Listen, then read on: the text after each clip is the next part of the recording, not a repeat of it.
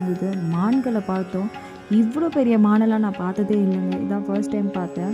எங்களோட car driver நிறுத்தி காமிச்சாரு. இந்த மான்கள் வந்துட்டு அவ்வளோ சீக்கிரமாக நீங்கள் இதை பார்க்க முடியாது அப்படின்னு சொல்லிட்டு காமிச்சாரு.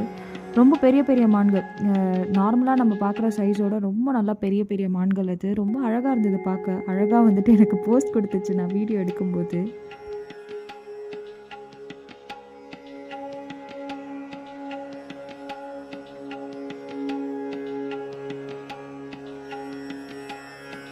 ரொம்ப நேரம் ட்ரை பண்ணி கடைசியாக இந்த சிட்டி வியூவை எடுத்தேன்.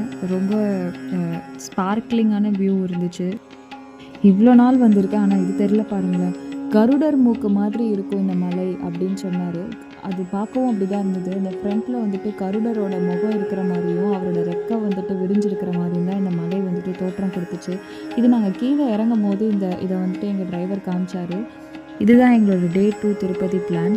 டே 1 நான் சொன்ன மாதிரி பத்மாவதி தாயாரை பார்த்துட்டு, டே 2 வந்துட்டு பெருமாளை பார்த்துட்டு நல்லபடியாக வந்தோம். ரொம்ப ரொம்ப நாஸ்டாலஜிக்கான இந்த ஒரு டேவை வந்துட்டு நான் மறக்கவே மாட்டேன் என் லைஃப்பில்.